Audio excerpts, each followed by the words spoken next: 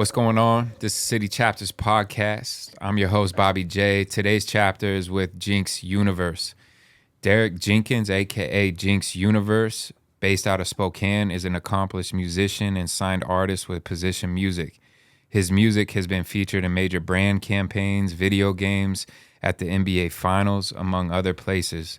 I first heard of Jinx when he teamed up with the duo Zach Change and Izo Matisse and DJ Donuts, who created the beat for the record titled After the Rain, which they also made a great music video for. Jinx also has 2 full production music videos of his own on YouTube, on his YouTube channel, Jinx Universe TV. They are titled The Live and Tomorrow. He also has a few other music videos on YouTube and around. His most recent album dropped in 2022, which is titled Make It Look Good. Other projects include a single titled Pushing Back and an EP titled I Want to Be Young, all of which you can stream on any major streaming platform. All right, that's my intro for Jinx, and we're going to get into the interview. Thank you. What's going on, Jinx? What's going on, man? How you doing today, man? I'm chilling. I'm actually in a good mood today. Today's been like a really positive day. Yeah. Sun peeking back out, thankfully. And it's actually pretty nice. It's warm compared to what it was. Yep. Yeah. Today's like the opposite of what yesterday was. Yesterday was just gray and gloomy and ugly and misty. And, yeah. It's nice, man. It feels good today, man. Yeah, I agree. Kind of started off gray in the morning, but then it's lifted. Now it's blue skies out there. And yeah, man. I might actually like hit up Chosen Vintage after this and just go see what's going on over there. Yeah. Just check it out and just I don't know. I'm in a good mood today. I'm happy and I'm excited to talk to you too. Like. Yep. Yeah. I'm glad you're here, man. Yeah, man. What's this ballroom Marfa? Is that right? Marfa? So the truth is, I'm like the biggest Hove fan, right? Mm-hmm. So Jay-Z was like wearing these hats like years ago. And I was like, those are super fresh. Like, what are they? So I looked it up and it's actually this like art studio in Marfa, Texas. And so it just seemed like something I would want to support because it's like really independent, really like friendly to independent artist and really does a lot for like community. So I was like, fuck it, I'm just about to buy like every single color. So I have this in like 20,000 colors. And so I just have it. And Ballroom Marfa just looks hard, just aesthetically like that name. I'm just like, yo, that shit looks. I know, I was like, what is this, man? Yeah. Like, so that's cool, man. Yeah, man. Nice. Let's start with your backstory. Where were you born and raised? I was born in San Diego, but I was, most of my life, I came up in Massachusetts before I got here. But at this point, I've been here long enough to where this is like truly like home at this point. I got here my freshman year of high school. And this is I would say Spokane is home at this point, but my roots are from Massachusetts. So it's like my superpower. I've kind of like experienced every coast to some degree. Whether it's being like a military brat or just having parents that weren't together. So I was traveling across country by the time I was like 5. So yeah. Between both parents. Mm-hmm. Yeah. Which is a superpower. I think it's why I can talk to anyone and just adapt to any situation. But Massachusetts was like the main place I was before I got here. What part of Massachusetts? So it's like it's a super small town. It's called Ayer, Massachusetts, and it's like Central Mass. I guess like the next biggest thing next to it would be like Worcester, which is like where Joyner Lucas is from. But yeah, super small town, like definitely different. Well, I don't know though, because like sometimes I feel like Spokane is like a big small town. Like, you know, it kind of has like some of the same elements, but I came from like the real deal. Like everyone knows everybody. You can run a 100-yard dash through the whole fucking town if you wanted to. So, that's the roots of like who I am, where I came from. And then I got here. This place looked like LA to me when I first got here. Like Northtown Mall looked like the biggest mall I've ever seen in my life. And it's like shit. But that's it. I remember I got here when I was like 6 from Denver. But I remember coming down Sunset Hill on the freeway and remember seeing the city. And for whatever reason as a kid, I just remember thinking like, whoa, like that city's huge, you know what I mean? But I come from Denver. As a kid, I don't think I was able ever to remember the full spectrum of seeing Denver like I remembered at this age. You know what I'm saying? Right. Like Denver's way bigger than Spokane. But for whatever reason, I don't really have a specific memory from when I was young of seeing Denver in its full. You know Right. what I'm saying? Like, I don't remember seeing it from the hills or the mountains that surround Right. Denver, but And I do how old were remember you that. when you said you came here? 6. 6. Okay, yeah. So Yeah. that makes sense. I think that's Yeah. probably main. I got memories from down Right. in Denver, but I just don't have one of like the city as a full spectrum view, you know? Yeah. My brother and sister.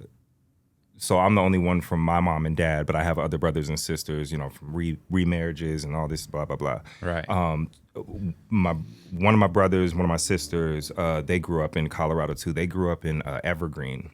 So it's like, so I definitely am a little bit familiar with like Colorado culture. Like I definitely went out there a couple different times. Like we were like in the fucking mountains for real. And it's like the air pressure is different. And the air quality, I should say. Mile High City, Denver, man. I mean, it is different there as far as like being that far up compared to here and, you know, a lot of places in the States. So do you still go back? I haven't been, well, no, I did go back last winter. Like late October, I think I was there for a short time. Oh yeah, yeah. But that'd be perfect for you because I know snowboarding culture is crazy. That's why I went down there for early snowboarding, and we kind of because they got a ton of snow like late October, and went down. I kind of missed the window. Like there was still snow, like and you could ride, but it wasn't like kind of what it was a few weeks prior to me getting there. So yeah, it was still cool though, you know. Oh yeah, man. I fuck with Denver.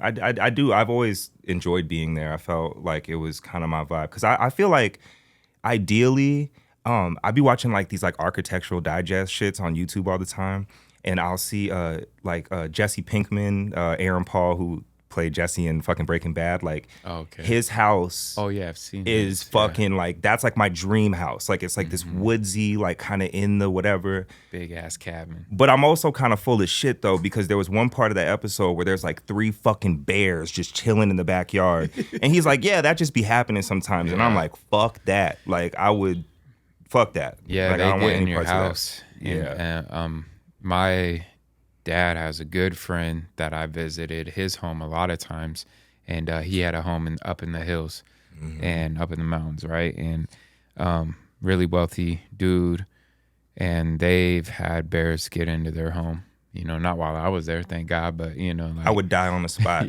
I would literally just fall over and just fucking die. Like that's my actual nightmare, yo. Like fuck that. But in theory though, that's like the perfect situation, just out in the middle of nowhere, just in this secluded, quiet area, you know. And I'm not like super outdoorsy, but I do enjoy that aesthetic though.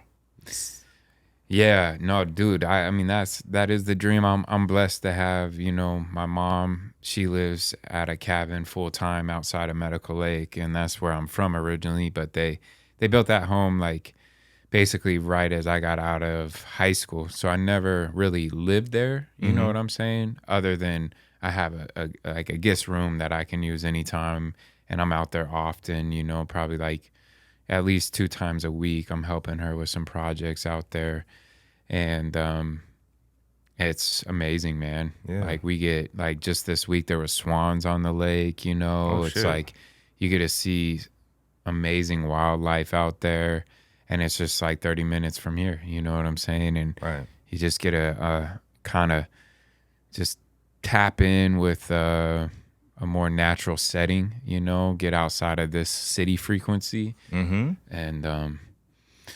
because there's a lot of vibes centralized in a city, you know. And so like once you can get out in that kind of space, it's a big difference, you know, in finding peace or like creativity or just some solace, you know. And so that's definitely something that I want to attain, and it doesn't need to be a big ass cabin, you know. It's just a nice, good little place on some few acres would be cool, you know.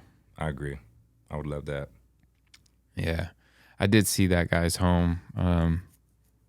Looked real nice. I mean, I'll take the big one too, but I mean, it was like everything was just like wood and stone, and it just like pretty sweet. Yeah, it feels like really homey, and that's like I think that's the thing. But also too, being secluded is very attractive to me. Just being in like that quiet space and that kind of being your main environment. I'm all about staying low key, man, tucking Exactly. away. You know Yep. what I mean? Like, I like to pop up when I do, but ultimately, like, I like to be pretty private, and I like to be, somewhere special too. Yeah, Like your exactly. own space, right? Yep. And yeah, having some land and being away from the city, that it kind of gives you that opportunity to feel that. Mm-hmm. You're not just so immersed in all of this.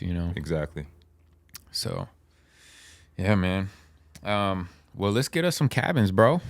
We're gonna boss up, Yeah, man. We're gonna boss up, get some cabins. I'm serious. No, I really feel like Yeah. that's the future for me, man. Like when I think about like Definitely. my ideal situation, that's what I think of. Oh, me too, Yeah. man. Yeah, and especially being that I've been able to been blessed to experience it, Mm-hmm. and that's why I help my mom a lot, to help her, one, first and foremost, but like learning what it takes to take care of something like that, and just getting my hands dirty and doing projects around that kind of property. It's taught me a lot of what it's gonna take when I get my own, or if I inherit that place at some point, hopefully way down the line. But Mm-hmm. you know, yeah, man, there's something really special about having that kind of property, and just working on it too, man. Mm-hmm. There's something that's so grounding when you have your own property in place like that to work on, and curate and like beautify, from limbing the trees to whatever it might be. So yeah. I'm gonna reach that level of adult one day. I've lived in apartments my whole life pretty much, and so like to me that's like it's an attractive thought to me to get to that one day for Yeah. sure. Yeah. That would be like I've arrived. I'm here. Yeah. So yeah, man, manifest. Let's do it. All right, man. So yeah, you're first most, I would say you probably would say you're an artist, right? Mm-hmm. Yeah, And definitely. then a musician. Yeah, Yeah. exactly. Yeah. Yep. And I've been listening to your music. I first heard of you probably about a year ago. I'll mention that in my intro. I mentioned it in the intro. Mm-hmm. But when you, Exact Change, Islo, and DJ Donuts, who created the beat for that record called After the Rain. Mm-hmm. That's when I first heard about you. Right. And like you just went off on your verse, and I was like, yeah, who is this dude? I think I might have heard of a little bit about you prior, Right. like right around that same time. Yeah. And then your song came out, and yeah, man, I've just been learning more about you since then, Yeah. and checked out some of your music videos today, and listened to some of your albums, and you can tell that you have a very curated style, and I don't know if I really know a sound that I can think of off top that's kind of like yours. I love that. That's the point. Yeah, Yeah. it feels very Jinx. I don't know. I what went else to call it. I did a writing session with this production group called the Rock Stars, and this was in LA. This was like probably around like 2012, 11-ish or whatever. And we're in the session, and they're playing me a bunch of beats. It's kind of also the way I made Alive too. Like Alive, like the producers I was working with then, they were just playing me like typical rap shit. And I was like, that's cool. And then they played me this, they called it their Philip Phillips shit. And they played me this like acoustic thing. And I was like, yo, that's the one, because nobody would see this coming. But before that, I do this studio session with this group, the Rock Stars. And we're in the studio, and it's the same situation. They're playing me what was modern at the time, just typical standard hip hop shit. And we start kind of working out some ideas. And then the one dude kind of looks at me, and I remember I had on these like brown fucking boots, like these crazy boots. I had like this all denim outfit on. I had the thick frame Ray-Bans on. And he was like, bro, when I look at you, like I expect some like wild shit to come out of you. Like I expect something super like unique and very, something just unique to you. And he was like, let's just do something that we haven't heard before. And that like changed my entire life and perspective on like making music, because ever since then I was like, yo, like that's everyone that I love is that, you know, Outkast, Kanye, these people that like really inspire me. They are who they are because they like shifted the culture and brought something that you've never seen.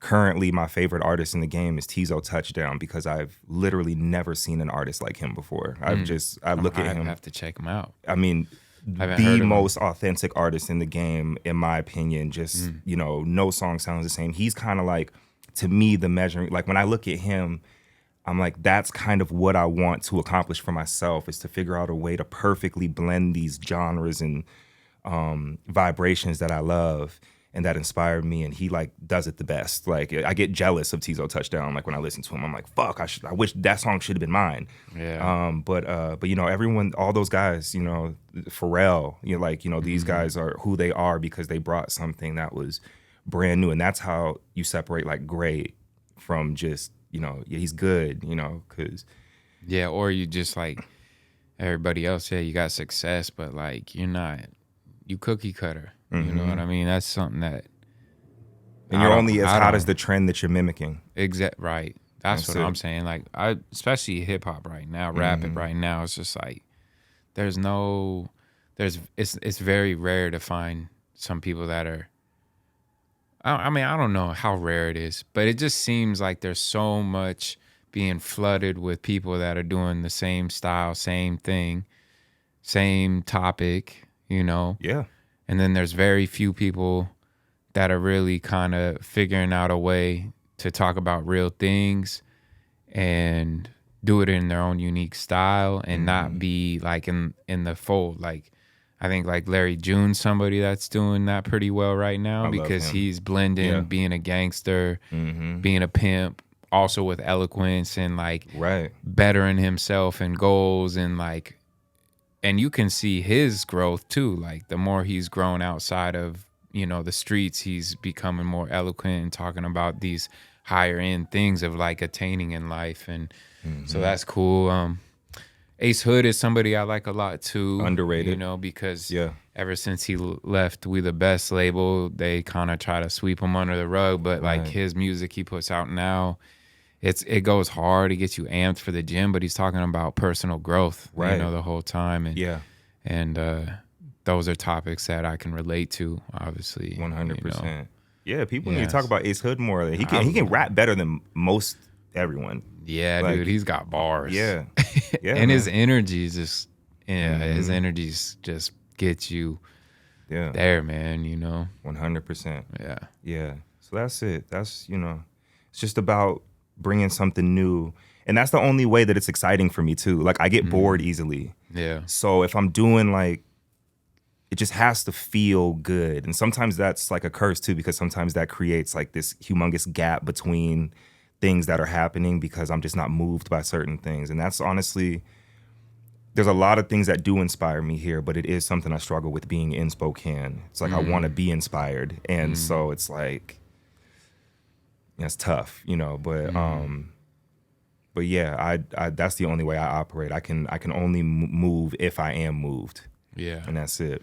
I feel that same way a lot about what I do, and lately it's been really hard, you know. And I think, like you said, I love Spokane because I see great potential here, and there's a lot of amazing things happening. Yeah. And it's sometimes like just getting yourself out and going to experience the things that Spokane does have to offer. Yeah. But to me, it's hard. It's hard to know what's going on all the time in Spokane. It's not like everybody links up to go do these things together. It's very individual. Like, and if you might just end up seeing a few homies there, right? But it's not like in other cities, like everybody's like, yo, we're pulling up to this tonight. You know what I mean? And I'm not saying people don't do that out here, but it just like with the people all that I know, we're all like so focused on our businesses and our different things. Like, it's very rare where we all unify to like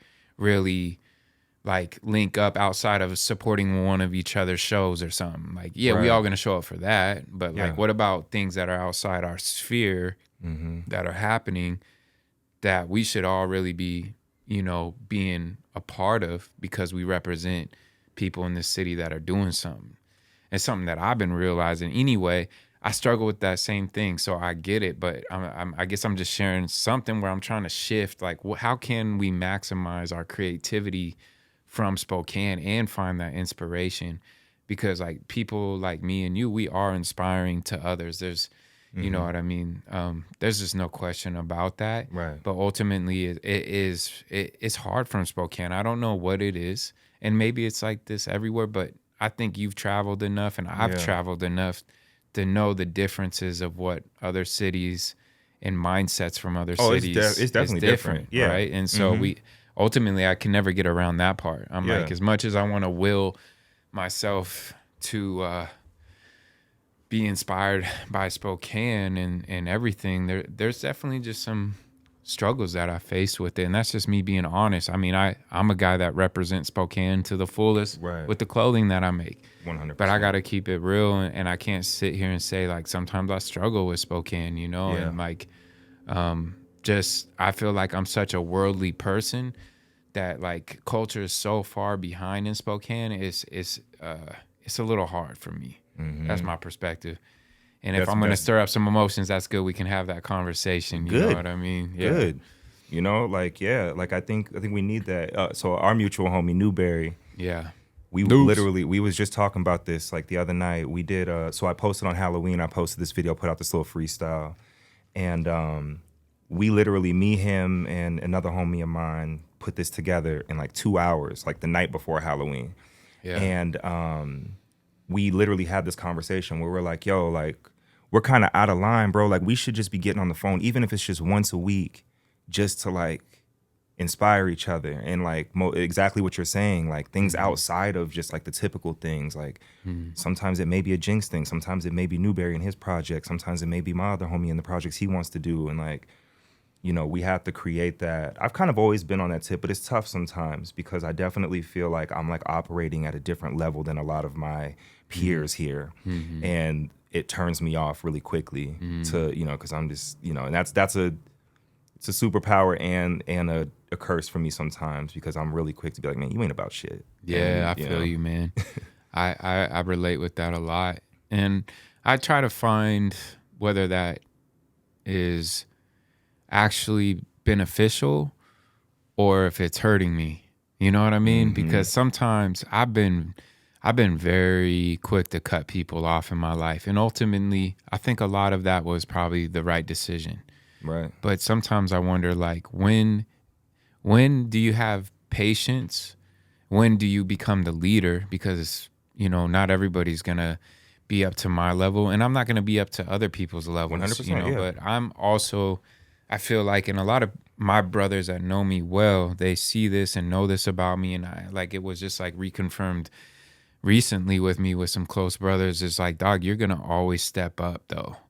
And I feel that about you. And I think that's why me and you connect. Definitely. It's like, yeah, you might be at a higher level than me, but you put me around you long enough, I'll be there quick, dog. Yeah. Like I'm not, but the thing for me is right there about all that is like, I gotta be around those people. Yes. Like if we isolate ourselves, which with our kind of mentality, because it sounds like we share that kind of same thing, that's when it becomes bad. You know what I mean? Where you're so isolated that you no longer are really interacting with others. And like, we're humans. I refer to myself a lot of times as being a lone wolf, but I got to check in with packs. You know what I mean? Like I got to check in with wolf packs. Like just like, yo, what's up, man? Like I'm doing my thing, but ultimately like I need that energy from other people. You know what I'm saying? That's something that I've realized for myself. What do you think about some of that? No, I agree. I think for me right now, my current mission over the last like year and a half, it's like treating life like a playlist. Like I'm curating the energy that I allow around me. So it's more about like finding that balance because I think it is important to have like healthy boundaries and understand that some, energy transfers. So sometimes it's just like not just good to have certain people around or just to be like whatever. So I think it's about curating the people that you allow in your space. And it should be those people that are motivating you, inspiring you, and you should be doing the same for them. Yeah. And that's a real genuine relationship, and that's like the real shit, which is rare obviously these days. It's more often you're gonna find people that ain't about shit, and unfortunately, but you do I think it is important to make sure that you only surround yourself with people that, you know, one of my best friends always tells me, like, listen to your body. How does this person make you feel when you're around them? How does this, you know, do you feel inspired? Do you feel anxious, whatever? And only have people around you that give you those feelings that are positive and uplifting. And so I think that's where I'm at with it at this point in my life, you know. Yeah. I'm definitely there too in a lot of ways. I think that I'm still holding on to certain friendships that sometimes I don't get that from, you know what I'm saying? Because it's like I go way back with these people, trying to be a good brother, a good, you know, family member, whatever. We share But that, it's- by the way, that loyalty that can be loyalty, like, yeah, that can be negative and not beneficial to you. Yeah. It's not serving you. And, you know, at least not in ways that you think it is, you know what I mean? Like, it doesn't feel good. Doesn't mean, though, that maybe it is serving you because you're learning different things about responsibility, handling stress, being there for people when they're not even really there for you. Yep. You know what I mean? Regardless, like, that's something that has been hard for me is like, I feel like I wear my heart on my sleeve. Like, I take brotherhood very seriously. I take being a son very seriously. I take these things to, you know, I expect the utmost respect in relationships. You know, we're always going to have our challenges, but as far as respect and love, it runs deep for the people that I hold that for. Right. And it's hard when you don't feel like that's returned, you know what I mean? And I think from what I see from a lot of other big cities and what I kind of experience here, like I said, I'm not speaking that it doesn't happen in Spokane. But it seems like we're ultimately kind of all satellites in Spokane, and when we come around, we around each other for a little bit, but there's no like real push of unified energy in Spokane. You know what I mean? We're all so separated. We support each other from afar. Like, yeah, bro, I see you. You doing your thing. I'm over here doing my thing. But ultimately, like, there just seems to be a lack of authentic people pushing together. You know what I mean? That's my feeling. I agree. I don't know. I agree. That was kind of what the energy of good growth was for us, you know, like to kind of be that example of, you know, what we could do when we are like linked like that. And, you know, we saw how that went. It was great. But yeah, it's tough though. It's tough because I'm honestly very guilty of going against that grain too myself. Yeah. It's like it's quick. I can I know. I Me can too. switch up in a second, just be like, nah, fuck this guy or girl or whoever, like, you know. So Does that come from? Now we're getting probably into some deeper stuff. Off the question of your music career, but for me, the reason I'm like that is I've had a lot of people betray me. yeah, And is that where it stems from for you? For Like, sure. I see certain patterns or certain behaviors or certain things in a person that I've seen before in betrayals or just different characteristics that I know are leading towards something not good. And that's where I'm just like, nah, man, I ain't messing with you. yeah, And because, triggers. you know, stand up real ones like us, you know what I'm saying? Like, people want to hurt us, bro. That's just bottom line. Definitely. They don't like it. They don't like being in the presence of a real one. They're going to try to slight you. They're going to try to pull you down. They're going to try to jeopardize you any type of way. And it can be very subtle, but like, once you've been through it enough, like, people like us notice it, man. Yeah. And, you know, I think like people that are intended for greatness, because I believe you got greatness in you, you know, and that are about you as great, you well. know what I'm Yeah. saying? Are you where you want to be in life? Probably not exactly, Nah. right? Me Yeah. either. So, but like people like us that are fighting for our greatness, like, the enemy, you know, in whichever way you want to call that, like demons, whatever, right? Like, but I believe in those types of energies because I feel them, you know what I mean? I don't know how to define them necessarily, but like, you just got to be careful where the attacks are coming from. And humans are instruments, man. Like they're used for good, they're used for evil. You know what I'm saying? And so like when I see somebody that's on a weird vibe, and it might, and I sometimes I even know it's like it's not even this person, bro. Like they're just not aware of self, emotional and intelligence. Yeah. And what they're doing. Yeah, a lot of that's another thing that I have really like started to understand the concept of over the last like, year and a half or two, something like that. That concept for me is something where it's like, yo, like it's 100% more common for people to never have even dissected that concept. And so, and I think you're also like me where we think a lot. Most people don't think at all. Yeah. And so it becomes tricky. Definitely does, But I also at the same time am blessed with a lot of positive, great minds and hearts around me. So at the same time, just as much as I have all this fuck shit, I have a lot of beautiful fucking things around me too. My kids mainly, and and I have beautiful friends. So fuck them. Yeah, it is what it is. Right. But but I do wish I could get better at trying to find that middle ground, because a lot of times I'm just like, now you see me, now you don't. Yeah. Something that I don't want to be negative about the culture in Spokane, people in Spokane. This is just my truth, just to share with people listening. I also know like we create our own stories in our head, and we have our own experiences that we can use to like stereotype a place, an environment, a city, just based upon your own experiences. And that is not going to be everybody else's experience, Right. And so I think there are people out there that have, amazing friendships, communities, family in Spokane. I know it exists. Definitely. Yeah. And I know people that have it.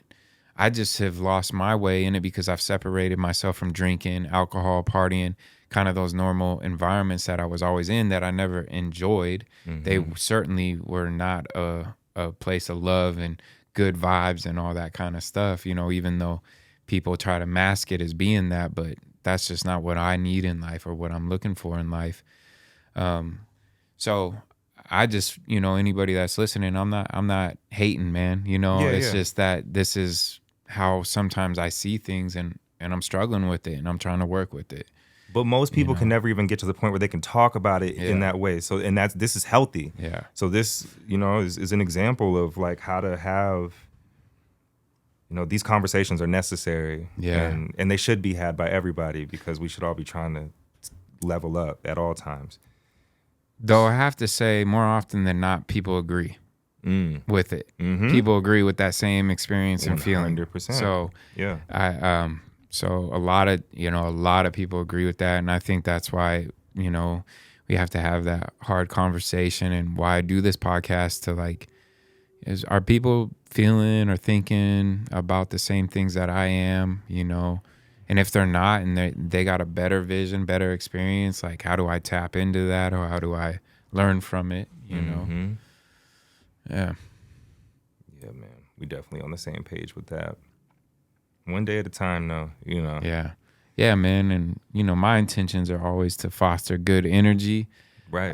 That's always my intention when I come around people, and I want to create something great with city chapters for Spokane. Those are my intentions. But I'm also that guy, like, don't fuck with me. You know what I mean? Like, as soon as you cross lines, like, you're gonna see a whole other side of me, and I've been working on that side, because that side's dangerous, and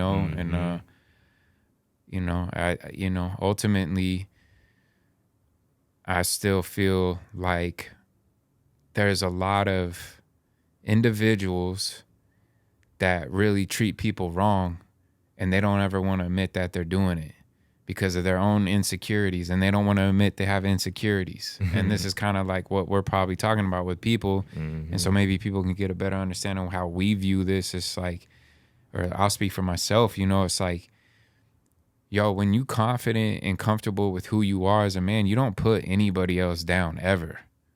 The only way you do that is when somebody slights you, puts you down, and you got to check them. Sucker shit. Yeah, sucker shit, and you gotta sometimes let people know they a sucker. You know what I mean? Like, I'm not that one. And usually when you do that, that whole mask they had on, it breaks. You know, it falls off, and then they're left trying to defend themselves that they're not doing what you said they were. But yeah, you were. Yeah, nah. And so, that's just people everywhere. But what was your? Have you ever taken a personality test? What was your? I think that I have, like, a long time ago, but I don't know. I'm curious to see like what yours would be. Yeah. I took that and I was like, oh shit, like this shit is like crazy, scary, accurate. But a lot of mine was like empathy and being able to like feel people's energy in like a real way, and I was like, that's very interesting that was like the breakdown, because I feel like that. Like, Me too, man. Yeah, like when I was a little kid, I used to feel like I low key had like superpowers. Like I could like feel things differently than other people, or sense things. You know, like that feeling when someone's walking behind you and you just know someone's walking behind. Like I used to feel that with like energy. Yeah, and be able to.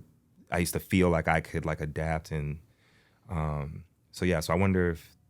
I feel like I have that same superpower, dog, because like I feel like I have a very accurate intuition of people. Like when I see them, and their energy is probably what I'm really seeing. Yeah, you know, I don't necessarily like see auras, but I just feel and see, like, interpret energies from people, and I hate to say it, man. But like, if I got bad vibes from people and I ignore them, I should have listened. Yes. You know what I mean? Or like, it can be even very subtle stuff. You know what I mean? Or like with girls that I've dated, like red flags start popping. Oh, I'll just let that one pass. Like, I'm just at a place like, yeah. Nope. Well, that goes back to like what I was saying. My best friend tells me, like, listen to your body. Yep. And my body usually tells me every time. Yeah. And I'd be like, nah, but she fine though. Yeah, yeah, exactly. You know, and then it's like, you know, you end up, or you know, or he's cool, or whatever it is, you know. But that's been my mission lately, is listening to my body, and being like, there's firm boundaries being set and clear separation between me and these motherfuckers. Yep. And that's it. So that's been where I've been at. Yeah, man, and I agree, bro. I like, I'm on the same wavelength, bro. Like, you know, there's just like, you can't be friends with everybody, and you're not meant to be. Yeah, I was gonna say, that's not even a realistic thought. No matter what, we're not meant to be. Yeah, and I don't need you to like me. You know, ultimately, like, I actually thrive off haters. You know, I've been dealing with my whole life, and I mean, it's gotten to me at times. Yeah, to be clear, you know what I mean. Definitely. Like, it's definitely got to me at times, but ultimately, it's only in the end made me stronger, right, and made me step up. I've been saying that lately too. Like, I operate the best when there's like some type of chip on my shoulder. Like, it's every one of my illest moments have come from that. Yeah. And like, now I'm like, yo, like I was rapping for my daughter for like 30 minutes the other day, just showing her all this new shit I've been writing, and she was like, yo, it's low key some of the best shit you've like ever, you know, like I'm operating on a level that's different. It's like, no, it's because like I'm feeling a certain type of way, but in a good way, like channeling it in a positive way. Yeah, letting these motherfuckers know at the same time, like, you know, there's clear separation here. Yeah, man. I think you gotta let people know, you know, in some type of way. You gotta let people know, like, you know, that's something that I've been figuring out. That balance of not being toxic, but also being strong as a man. Yep. And standing in your strength. Exactly. And not letting other people take advantage of you in any type of way. Yep. Just because you show love and good energy, and you might goof around with people, like, that don't take that as weakness. You know what I mean? So that's where, like, sometimes you gotta let people know, like, yeah, bro, like, I'm about love, I'm about energy, but that don't mean I'm a punk at all, and that don't mean you can take advantage of me or slight me or whatever it is that you think this is, you know. And you know, people that shine, like, people want to take that shine from you. You know what I mean? And I've had that happen to me a lot in my life, where I'm shining, I'm in my way, I'm in my zone, and someone's hating and they gunning for me. You know what I mean? 100%. And uh, I think my shine is has been gone for a while. I think just of like recently, probably like I don't know, maybe last year. Starting this podcast has been a good thing for me, but I've been building it back up, and I've been building it in a healthy way, not a way where indulging myself in things for validation like I used to, like whether that was partying, girls, like different things like that. Like I've been abstaining from a lot of different things. I've been closing off negative friendships. I've been not hanging out with girls like that, like I used to, like staying to myself, figuring myself out. And now that I'm starting to get back out there and socialize again a little bit more, it's with healthy groups and individuals that are like in healthy mindsets, healthy ways, pursuing good things. So I'm not around none of that dysfunction that was normal for me for so Yeah. long, even though it never felt normal to me.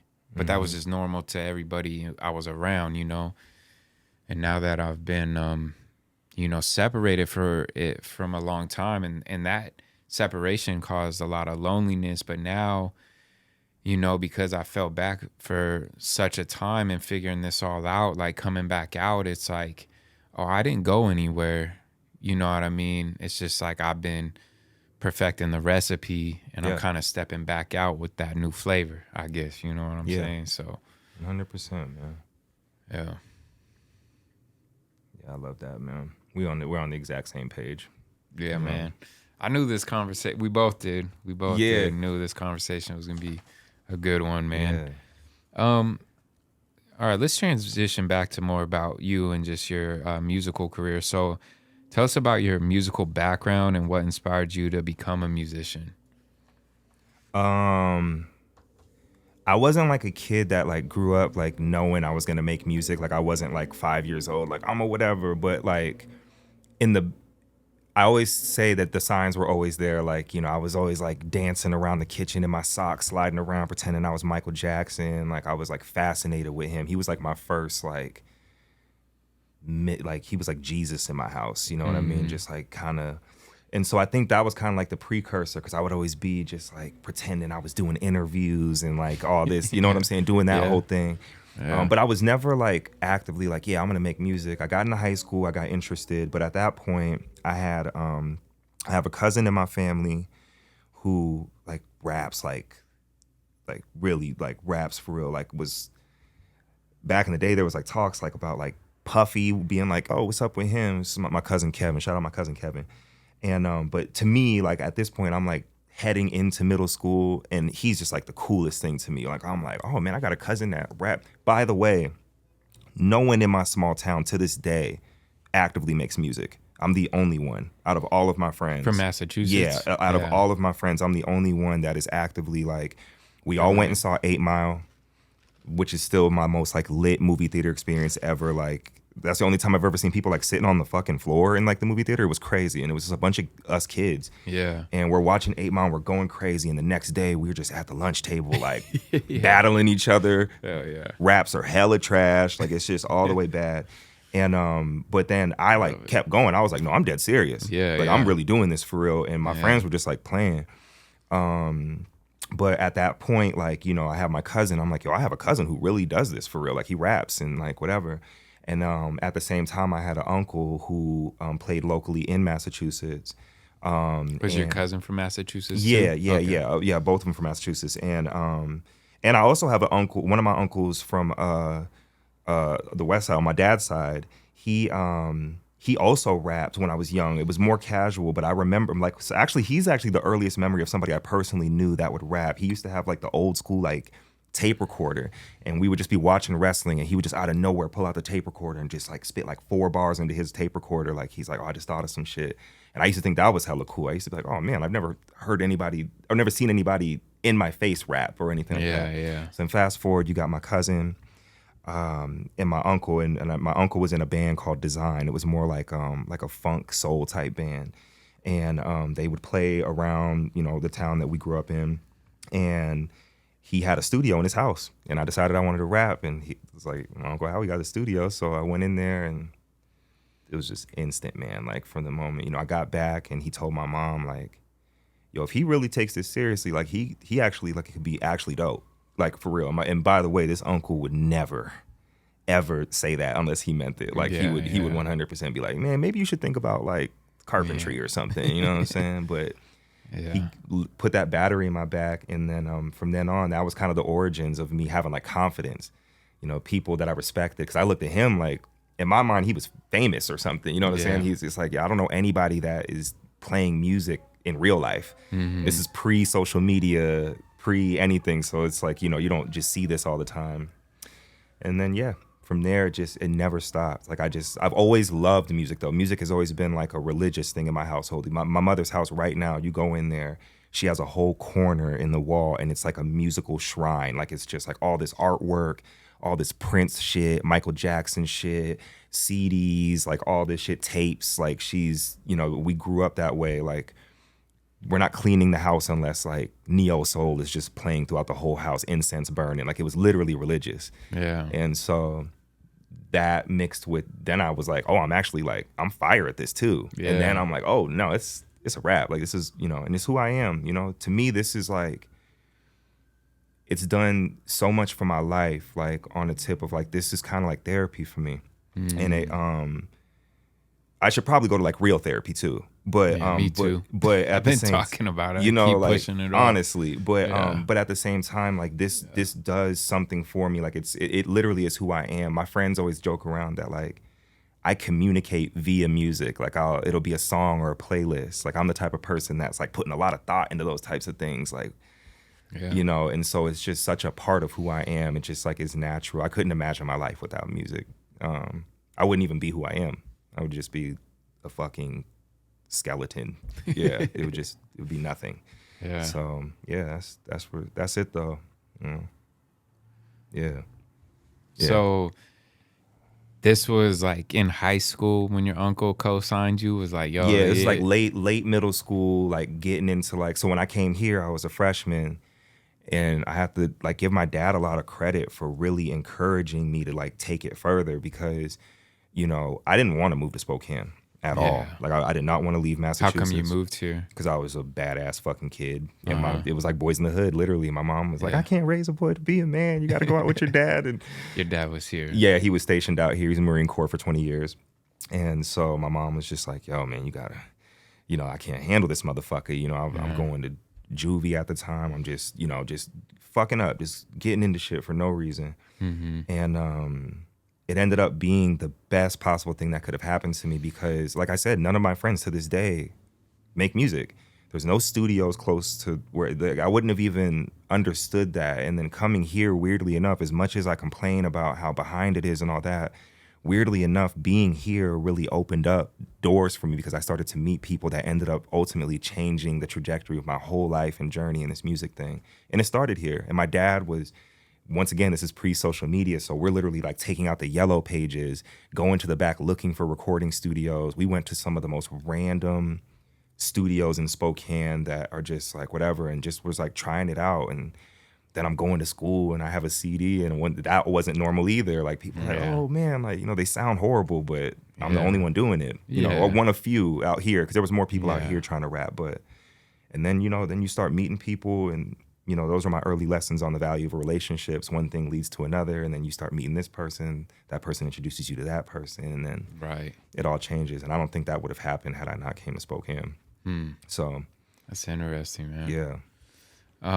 So your dad fully was like supportive, definitely, getting you in the studio and all that. And him too. Like, you know, my parents were both like, nah, like he's really good. Like I remember my dad found like one of my first rhymes that I wrote, and it was like some deep, like Tupac level introspection, like just talking. It was Story of the Streets was the name of it. My dad, like, he framed it at one point, but I just like wrote this thing, and I was just writing about like my family and writing about like all this stuff, and it was really like deep.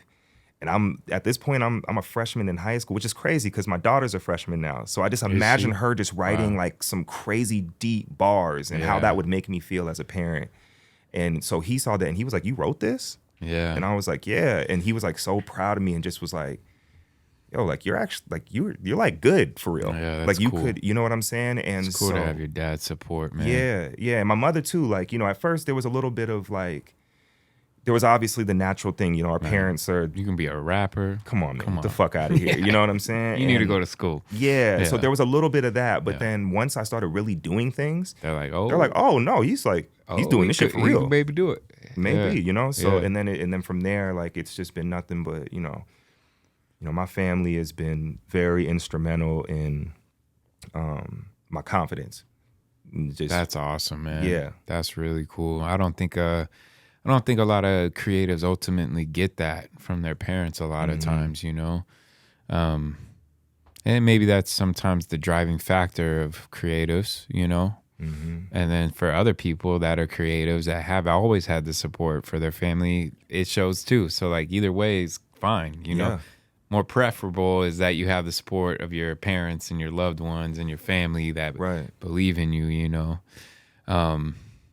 Yeah, my dad, I don't know, as far as like creative and ventures that I go on, I don't think he really ever understood it. My dad's much older. He's from a class of just like grind traditional work, doesn't really understand creative outlets as being a viable thing. I think he more understands nowadays, but like when I was younger, it wasn't really understood like it is now. Like people are making monies doing all sorts of different things nowadays. Like Yeah. everybody knows you can make money almost doing almost anything That's now. like that Gary but- Vee said you can make yeah. money. You talking about the Smurfs on YouTube at this point. Yeah, like know? Yeah. like it's crazy. Yeah.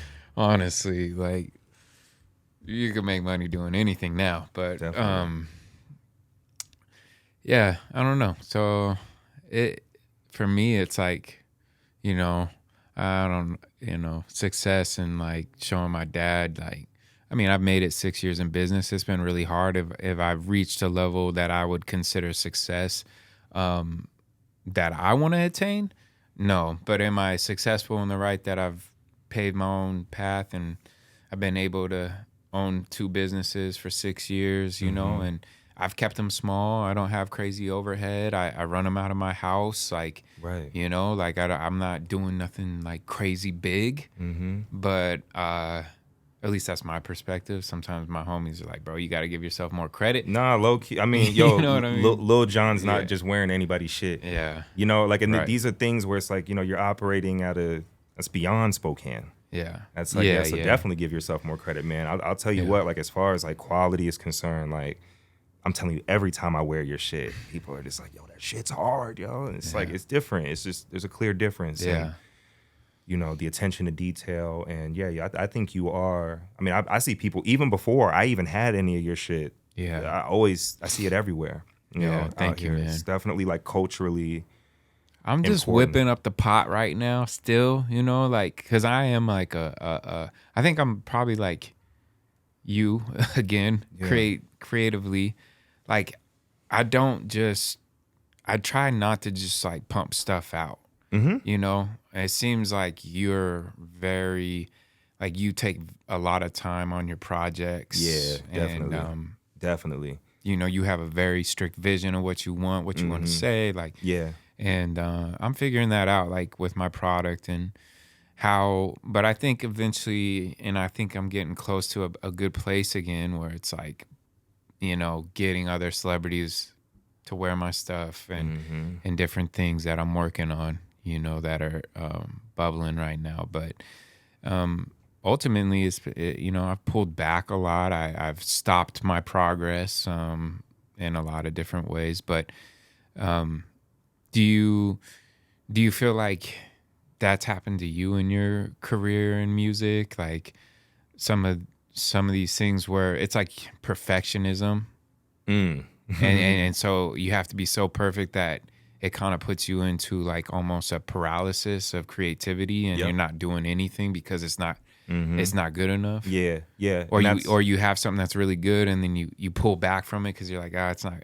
I'm not even gonna put it out because it's not exactly perfect. How do you All the time. think and deal with that? it's been a battle, but also too, I have kind of overcome, and that's why like I don't operate. I have a hard time with like this new idea of you have to oversaturate with just content I and all hate it. this. You know what I'm saying? Because I'm It's like, disgusting. I don't.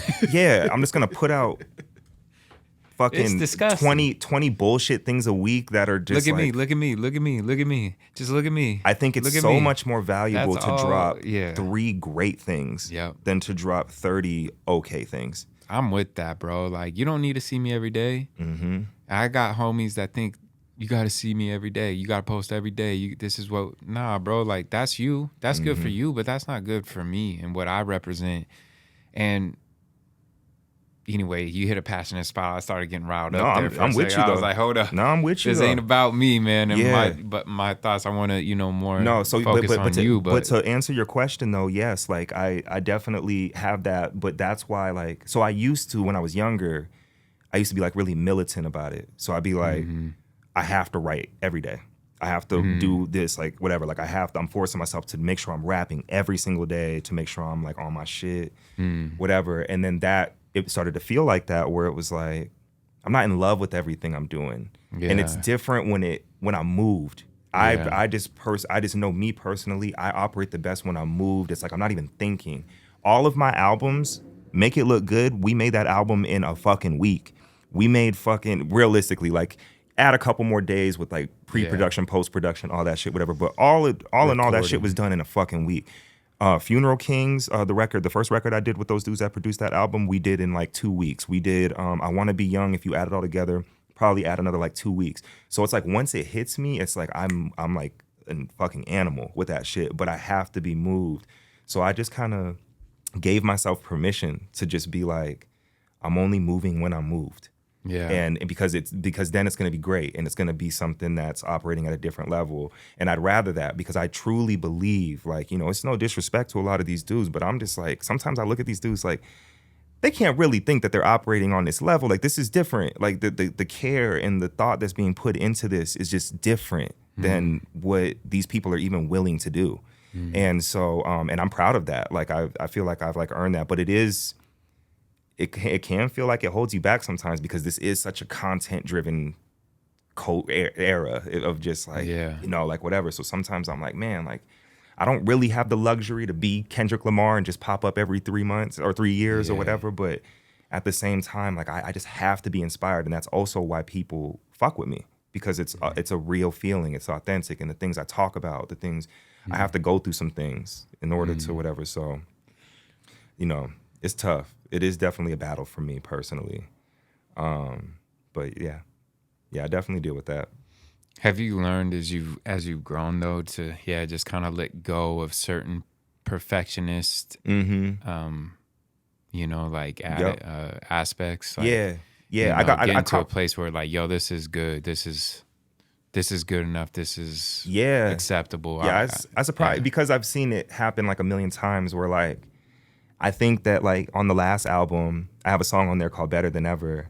And that seems to be one of the few records that people seem to fuck with the most on the album, which is funny because that was like the only one that I was questioning on the record. And then it's like, yo, like, everybody, I can't predict how people are going to react to things. And what I may feel like is like, okay, somebody else is, or something that's old to me is going to be brand new to someone else. And so I've definitely kind of eased up a little bit. I do feel like I make good decisions aesthetically though. Like I kind of know if it's whack. I'm really good at telling myself if something is actually whack and I'll just like whatever. But at the same time, I've,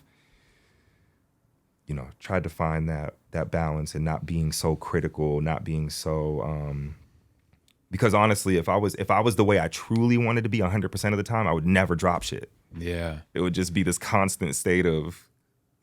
Yeah, I hear you, man. I deal with that a lot, with like, are my clothes good enough? Are they at the quality that I really want to put out, because ultimately though, it's like what I have to work with, I have to accept too. You know what I mean? Like right now where my resources are, I have to like kind of make what I have work the best that I can. And, but where I want to go, that's like a whole nother level of what I envision for the merchandise for city chapters, the collaborations that I envision are possible with big brands. I don't You think know what that'll I mean? ever Big stop for us, designers. man. You know, and so there's this book that I like a lot. It's a 5 a.m. club, but it talks about in there like, you know, it's better to spend your whole life making one masterpiece than to spend your life pumping out 1,000 pieces of artwork that'll never be remembered. Which one of these artists are going to be able to sell out arenas like 50 Cent is for an album that he put out in 2000 with Like, Get Rich or Die Trying? Like 2004 or 3 or something, right? realistically, Yeah. that's like, you know, Yeah. there's documented examples of how valuable it is to do exactly what you just said. Yeah. And, you know, those things just stand the test of time. And, you know, I don't know. I think a lot of this stuff that's happening now, it's in the moment and it's trendy to be consistently in everybody's face. But a lot of this shit's probably going to be forgotten about, you know, Yeah. when it's all said and done. Yeah, no, people aren't gonna have legacies, you know. Like, yeah, you got this attention in the moment, but what are you really doing to build legacy? Legacy, that's it. Yeah, Yeah. yeah, and I mean, you just can't build legacy when you copying a blueprint, you know. And I just see a lot of people take that route because it's a proven route. You know, Yeah. it's easy to emulate something that's been done before, and there's enough people in this world now to where like you can be the same as this other dude in another city, Right. and people still gonna rock with you just because they following a trend too. Yep. You know what I mean? And you know, like you don't follow trends, that's for damn sure. Like your music is not, like I said, it don't really sound like anything I'm sure I've ever heard before. Yeah, typically You I know, would try, like- you know, I'd get made fun of for a lot of the decisions I would make, you know what I'm Yeah. saying? Because it's just, you know, It's really different. taking risks, you know? Yeah, Yeah, it's I different. appreciate you pointing that out though, because that's important to me to be that. Yeah. That's it. Like I said, that conversation with those producers, they were like, yo, man, look, when I look at you, like I want the music to sound the way I feel when I look at you. Yeah. Yeah. And it just was like, Bang. yeah, like, oh, there we go. You know, and it's like all the greats have to think that way. They had to have thought that way, you know. Yeah. Michael Jackson said, no, I'm not. Everybody has a music video. I'm going to make a short film, you know, and it's going to be something that all of those things are why he is who he is. Or, you know, Outkast, you know, he's up there in a fucking baby diaper and just, Yeah. you know, just coming with a style that at the time is dominated by either New York or, you know, Death Row and all this. And then these guys just come with something that's completely fresh, completely new. And then, Funky. Yeah, Yeah. man. They were so different. yeah. And he's another one, Andre 3000. Both of them really. Outkast is a big, you know, I think about, like, I know it's like unpopular. Everybody loves like early. I love it. I love all, they're my second favorite hip hop. Tribe Called Quest is my first one. But stylistically though, I take from both of them. But I think that for me, like I just like connected with like that Speaker Box Love Below era, and I think about like where I am now. It's like an extension of like that mindset of kind of just blending everything and just being like, yo, there's no rules to this. Like it doesn't have to be. Cause I can rap my ass off. I mean, that Halloween joint that we put out the other day, like that's some straight boom bap rap shit. Yeah. I can do that all day. That's easy. I do that in my sleep. But it's like Yeah. it's more fun for me. That is fun actually, but it's even more fun you when I'm don't- just like, You want more of a challenge. You Yeah. want to be more unique. yeah, and Right. it's just fun. Yeah. Like it's like Yeah. I have to be moved. I have to be having fun with it. Even if it's angsty or like whatever, it still needs to be something that's like intriguing and like there's something funky about this that's not like everything else. Right. And you know, and that also like invites a lot of criticism because not everybody's gonna be on that same wavelength, you know what I'm saying? So, and that's so be it. But at least, you know, my favorite thing is like when you open this conversation and you say like, I can't think of anything that sounds like it. That's beautiful to me, man. That's Yeah, like, you have a certain cadence, a certain sound. The topics you're talking about obviously are not common in music. Like it's like in the way that you're delivering them. You know what I mean? Thank you, yeah. And that's something I want to get into for sure. Is like your style and genre. So we kind of went through, you know, Well, yeah. So, like, how would you describe your musical style genre? Because you're skipping around, you have different feels. So, like, what Hmm. are some of your musical inspirations for your styles? Like, what genres do you pull from? Kind of explain to the people. I mean, honestly, it can be anything. I think so when I made my EP, I Want to Be Young. Like I went in the studio and I told them like my only rule for this album is no 808s at all. Like Mm-hmm. I don't want any of that. I don't want any of the Mm-hmm. typical, program drum sounds. Like we had a little bit of that on there, but I was like, I want it to feel like a Minimal. band is supposed to play this. Mm-hmm. And this is also at a time, I think I put that record out 2017, I think it was something like that. And some of those records I had started on even years before that. But it wasn't necessarily like there was B.O.B. There was a couple like Rory. There was a couple other ones that were kind of introducing that style, but it wasn't as common as like now what they call like alternative hip hop. I guess Mm-hmm.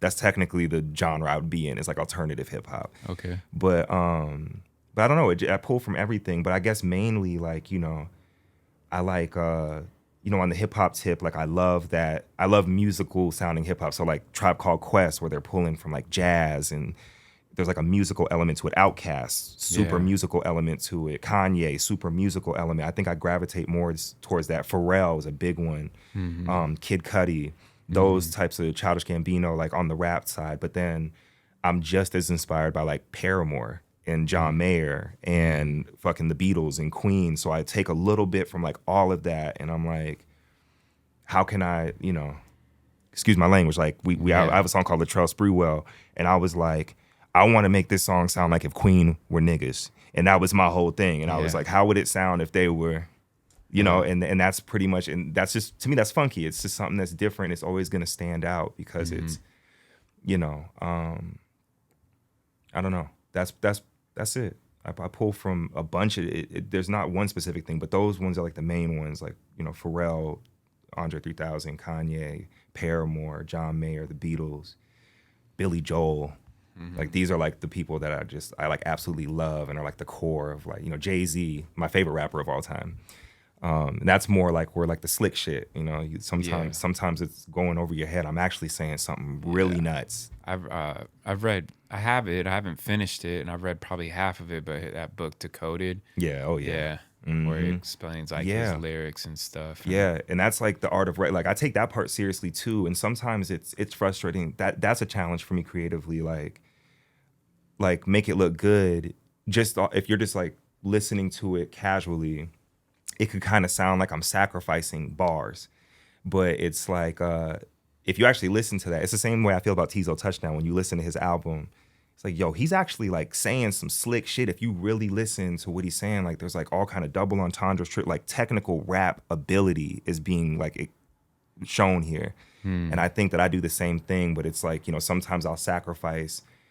Sometimes it's all about the delivery. Like if certain songs if Jump on my last album would have been song number one, people would feel completely different about what the album even feels like.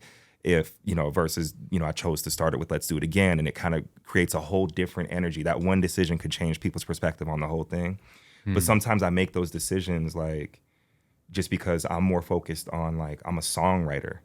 That's how I look at myself. Like I'm a songwriter, not just rap. yeah, I yeah, yeah, rap really well too, but like I yeah, also have a very melodic thing about what I do. And so mm-hmm. when I approach songs, I'm approaching it like, how do we make the best song, not just the best bars? And sometimes that means that it's gonna feel like bars are being sacrificed. But it's like, that's why I say I love having that chip on my shoulder, because I love reminding a motherfucker that I'm an animal, dog. Like Yeah, don't ever get it fucked up. Like when it yep, comes to this rap shit, like I come from that class. 8 Mile was where it kicked off. Like I come from yeah, that class where I want the smoke actually. Like yeah, I would love it. I would love nothing more.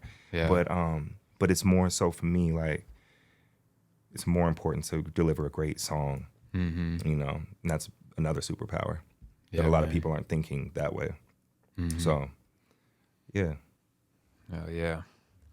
Um, can you walk us through your like creative process? How do you go about writing and like composing your songs? It's always different. If you go through my phone right now, I've got like fucking crazy amount of like voice memos, notes.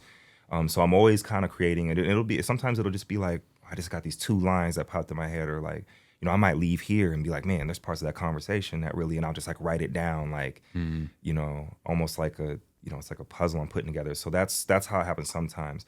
I prefer to make music on the spot though.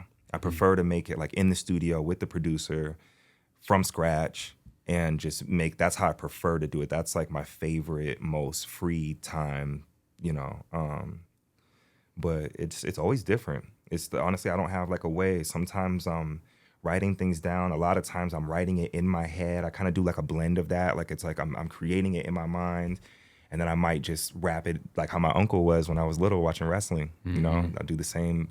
Just modern now. Now we got iPhones, and so I got I'll do the same thing. Like I'll have a few lines, and I'll be like, oh, I don't want to forget that shit, and that was cold, and I'll just like put it down real quick and listen back. And so yeah, it's just different. I'm kind of like in a constant state of creation, even when I'm not actively putting things out. Like I'm always, it kind of never stops. Like I'm always thinking about bars or ideas, concepts, visually, actual records, all those things. Like I'm constantly like, it just never stops. It's just never stops.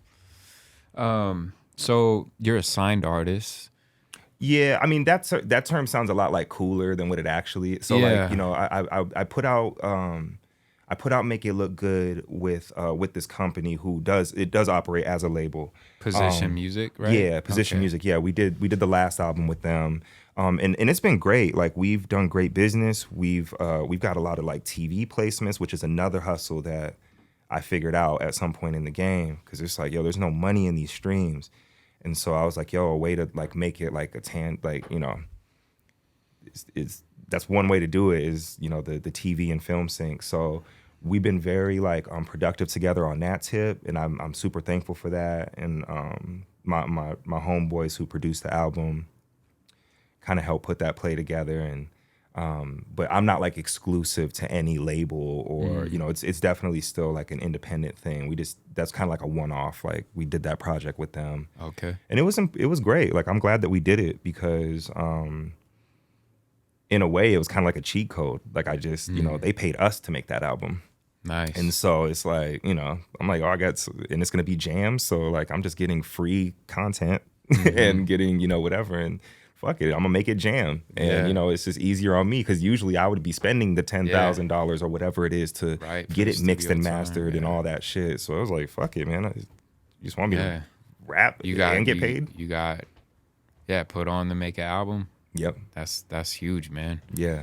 And so you've had some songs that have had commercial success, right? And it was like some let's see, some major brand campaigns, video games, NBA Finals. One of your songs was played at or something. Yeah, WrestleMania, all kind of shit, man. Yeah, that was. I mean, I've been in this space since like whenever I put out a live. So whatever year that was the beginning of it, and that one was just getting crazy placements. But before I even did that, I was dipping into that world a little bit, just because I had did like this movie soundtrack for this indie film, and that was like me dipping my toes into like figuring out other ways to like monetize the music. And like the film and TV thing like changed the game for me though, and I was just blessed to be with relationships and doing good business with people, and being able to have, being plugged into these different situations and just having music that sounds interesting, that's gonna stand out, and people are like, oh shit, this is cool. This would sound cool as fuck on my TV show or my fucking Volvo commercial or whatever it is. And so yeah. What was it like getting some of those deals, man? The first time was crazy, man. I was dead broke. I'm talking like $0 in the bank account. I'm like living with my dad. Like I said, this is like 2000. I don't know, like 11, 12, something like that. But we went to go see the James. The exact year was whenever the James Brown movie came out, because we went to go see that shit. And my dad takes me, and I go into this movie with $0 in my account, and I get a text and I knew I was getting this. It was a Cricket Wireless commercial was the first like big one we got. Yeah. And so I go into the movie, I'm chilling, watching the movie, we have a blast. And then we leave and I go to the ATM and I look and my dollar amount is significantly different. And so I tell my dad, I'm like, yo, like whatever. He was like, and you still let me pay for that motherfucking movie. I was like, yo, but it was great. It was dope because especially at that time, once again, just building confidence. You know, I was at that point I had already had my daughter. And I didn't feel like I was doing everything I could as a man, as a dad. Insecure, embarrassed. Now I'm always just, just like whatever. And that was like the beginning of my life kind of changing in a more positive way to where I was like, yo, not only am I living comfortably, but I'm living comfortably on like my own terms.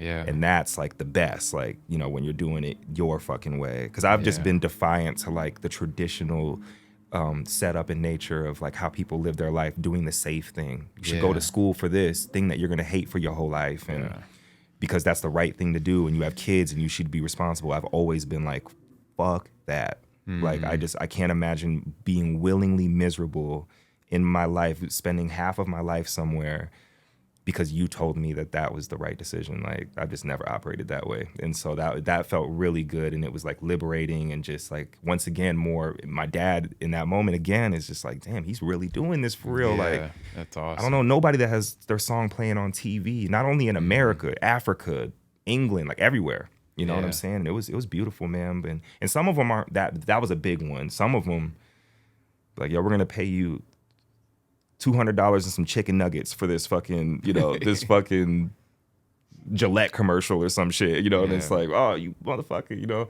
I was in that video game, The Crew, and they didn't even give me the game. I was like, you can't even give a nigga the game? Like, I didn't play that game for like years after I was even in it, but, but sometimes it's like big ones, like it'll be like, so it's definitely a hustle. I think I encourage artists to try to explore that because there's enough money for everybody. Yeah. And, artists are getting fucked on like the streaming tip. Yeah. And so, the way to make money is, shows, merch, TV and film syncs, there's different ways to monetize your art. You just have to be ambitious enough and know exactly where to plug yourself into those things. But I've been fortunate enough that I have really fucking beautiful friends that believe in me. The dudes who produced my last album, like they shouldn't even fuck. I always tell them, I'm like, yo, I'm definitely like your brokest friend. Like, they're like Grammy nominated, literally. Like, like they're like. They're Live Mind, right? Like Minds. Like Minds. Yeah. So, I mean, when I first met them, they had out that Keep Your Head Up record for Andy Grammer. They produced that shit. And that was like a big ass record at the time. And I was like, holy shit. And the whole time I'm thinking like, why are they fucking with me? Like, I'm like, at the time I'm still like living with my dad and shit.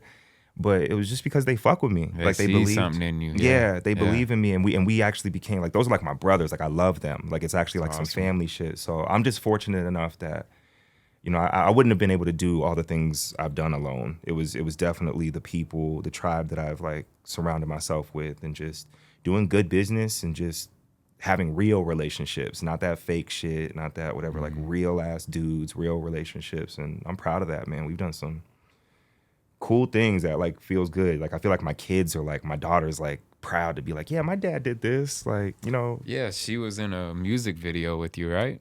She's technically been in two. Two? She was in Tomorrow, and then she was also in After the Rain. Oh, she was in After the Rain? Yeah, she was on stage like back. When I missed it then in that one. Imagine in the future all our kids made a group and the DJ was Little Donna. She's like performing on stage, which was funny. She was like so like, this is awkward as fuck. And everybody was like hyping her. And when she started getting into it, everybody was like, oh shit. So, but it's, I have actually, there's a Jenkins, somebody from my family in every one of my videos, with the exception of the animated one. Yeah. But in every single one, I either have a cousin, my kids, somebody's in there. Like I try to make it a point to like involve like my whole family as much as I can. They're there. Like, that Tomorrow music video, it's you and your daughter like on a road trip. Yeah, that seemed very special. Like just that's my best video. The whole production and the shooting of it was like very intimate about this father with his daughter, and you guys are going through the LA area. Yeah. And just, I don't know, that was a really cool video, man. Like, thank you, man. Yeah, it was just about exactly what I'm saying. Like, in a way, like I want her to look back on that and just understand what that symbolizes. Taking going on your journey. Yeah. That's the whole idea of it, you know, going on your journey and just like, you know, like their definition of happiness might not be mine. Because the whole video, if you notice, like it basically is like we're homeless. Yeah. You know, we're traveling in this car, but the ideal was that we never seem like we're not happy. We're happy with each other, and we're happy because we're on our mission. Yeah. And then at the end of it, you know, I'm looking out at LA Hollywood and all this, and that's supposed to symbolize like this journey that I'm on. And at the time, the actual record, you know, it's one of her favorite records.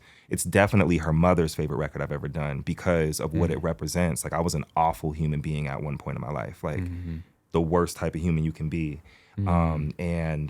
That song symbolized a shift in me being like, this is not who I actually am. Like, I'm not a bad person. Yeah. And who are you to tell me that I have to be this bad person for the rest of my life? And, you know, that was just like a lesson I felt like I could pass on. So it was important for her to be a part of that and for her to like help relay that message. And in a way, like, she's not even understanding what she may still not understand that completely, but one day she's gonna look back on that and be like, oh, this was all by design. Like, nothing was happening for no reason. You know, this is like a lesson that my dad was giving me, but like turning it into actual like living art. Yeah, you know? man. So that's what I was thinking when I was watching it. I was just like, man, this is something special that she'll always have, you know, and I don't know, man. There was just something very unique about that music video that was real touching. You know what I'm saying? Man. Like, it was, there was depth to that music and I have to give my boy Thomas, who directed it, I have to give him credit for the actual like vision. So when I came to him, there was like this old like YouTube video of like this dad is like, it's this guy and it looks like he's just like getting ready for like a date and he's getting all dressed up and he's got his suit on. It looks like he's about to go meet some babe and he's just like whatever. And then he like gets in his car and he goes and he shows up to the door and he knocks. And when he opens the door, it's his daughter comes out, like he's taking his daughter on a date. Yeah. So I sent him that initially and I was like, I want something that feels like this. I want my daughter involved in this video. I was like, so this is kind of like a vibe that I like or whatever. And he was like, I like that, but I'm also going to change like everything about that. Like, you know, and so he came back with this, you know, this blueprint of what eventually became the video. And I just fell in love. I was like, this is exactly what I'm trying to say. Like, you know, it's the car, like, and it was real too. Like, it was almost crazy how, and by the way, her mother was also with us too. So we all got to share that together. Oh, good. It was a beautiful trip, man. Just sunny LA. And it was crazy. Like, the car, like, really, like, there's a part in the video where the car's like breaking down and smoking. No, that was real. Like, that car was for real, like an old ass piece of shit car, but it was perfect. Yeah. And my daughter had never acted, had never been in front of a camera in that way ever. And I just was so surprised with how she crushed it. Killed it, man. Yeah, she like, crushed just it. To be that young and to be that comfortable. That's one of my favorite memories of my life, man. I was gonna like, say, man. Yeah. Being able to just look back on it too, I was just like, man, this is special for them, just them. You know what I'm saying? Like, oh yeah. I think about how she's gonna look at it when she's 25, 28. You know, just like, wow. Yeah, I did that. You know, like, this is a really cool, special thing to be able to do with your dad and for you, your daughter. You know, yeah, definitely. Yeah, that's real cool, man. Yeah. So, what are the themes and messages that you aim to convey through your music? I don't really necessarily have like this one specific thing I can point to. I'm just like a documentarian, really. Like, for me, it's just more like, I always said I wanted to rap or to that culture, to like what John Mayer is. Like, where I think that one of the things I love about him is that he's always he's speaking to the everyday person at all times. I never really see, now I am like there is like a flashy thing about me. Like, I would love to be able to like really, I love to talk shit, you know, so there is an element of that. But for the most part, I really want to be saying something at all times that's connecting to like everyday people. And I think that like when I look at him, that's something I don't feel like I ever feel like he lost. Like, even now to this day, he's uber rich, he's fucking John Mayer, but he's still speaking relatable to me, you know, like, you know, when he has that song where he's talking about like, I still keep your shampoo in my shower. Like, it's like real shit. That's like, Yeah. he's talking about this girl and like, yo, I'm still like holding on to that. Like that's like a real thing. It's not like some fucking all the bitches and, I got, it's just something, special about that. And so I've just always wanted to maintain that for my own output, just talking about real shit. But also too, like sometimes it's mindless. I rap about girls and mindlessly or whatever, and that's fine too. I love that. There's a time and place for everything. But I think for me, it's just like a document. I have to go through things. And so it's always talking about real life, my real experiences. Life. I mean, from what I listen to as well, though, there's like a lot of affirmations and like just positivity, like trying to uplift people, have uplifting messages, which is, super refreshing to hear and see, like having this positive talk through your music and, talking about overcoming things and hardships and choosing to, like in that song Tomorrow, I forget how the, like kind of that hook goes in it, but you're basically saying, to choose to have positivity, you know what I mean? Yeah. No matter what you go through. Yesterday was yesterday. Yeah, yesterday was yesterday. That's what it was. Yeah. Yeah, and that's heavy, for me. And I think that I always wanted to come back to that. Like I always wanted to come back to a positive thing. Like that's what I want the end goal to be. But it also is very important for me to tell both sides of the story. And that's something I learned from like Jay-Z, where Jay-Z's like, I'm rapping about selling coke. In this, I'm giving you this mafioso shit, and it's like whatever. But I also have to give you songs like Regrets, where I'm telling you the other side of it, where it's like painting the full picture. So like, make it look good. Like I have these songs where it's affirmations, and a lot of that was me trying to talk to myself to be like, yo, you're him, because my life I was going through things, and so a lot of it, like me, I'm having sex with myself. I got me pregnant as hell. Like that's me. Like that's you being in the mirror. Like you're great. You're awesome. You're fucking fire. All the girls want your balls. That's that moment where it's like you're like giving yourself that affirmation. But also too, I'm talking about my uncle who is locked up, doing fed time, like real time, and like all these things, and like how it's like that moment is the moment that I'm actually going through, and all these other things are like how you get through that. And so, at the end of the day, it's always, like the Beatles always say, like the theme of their thing is just love. It's always love. It always comes back to love. So I know, I just want to be positive. I want to be, everybody's just trying to like live as, I don't know if comfortably is the word, but I think that's what everybody wants. Like everybody just wants to be like unbothered and just like living comfortably. And so that is my goal too. But you kind of have to, there's layers to it, just like the music, like sonically, there's layers to it. There's layers to like what I talk about and how I talk about it. I'm not always the most positive. I'm only saying that because I don't want people to be like, damn, I thought he was supposed to be the positive dude and he just said all this wild shit. Like sometimes it's going to be fucked up, but it'll always come back to that because I, as a person, I am not a bad person. I'm not, I'll never let anybody tell me that. So it's always going to come back to that because it's just who I am. But I'm also human. And that's also important for me to like make people feel like they're listening to an actual human being that has the same, because, I also hate people that are just fake positive all the time. Yeah, for real. You know what I'm saying? Like, yo, you can't be man. just happy all the fucking time. Like sometimes you want to slap the shit out of somebody. Like keep it real. Yeah. And so it's important to be real about that too. Yeah, man. I can't stand people that try to act like they're positive all the time. And especially when you can see like they're not really happy and they're just trying to act like they are. Like, bro, like you don't need to do all that. Yeah. It's okay. Nothing's like, I think that a lot of people think, and how's our society's formed, is like something's wrong with you if you don't feel good about yourself. Like, right. Like if you're not feeling good in a day, like, oh, something's wrong with you. You know what I mean? And nothing's wrong with you. It's just human experience, yo. Like, we're trying to deny the human experience a lot, I feel. And like, ultimately something that I've been trying to learn is just like being okay with some of my faults. Like when I lose it, because my intention is to be a good person and bring good energy and all that. That's what I want to do. Yep. Do I do that?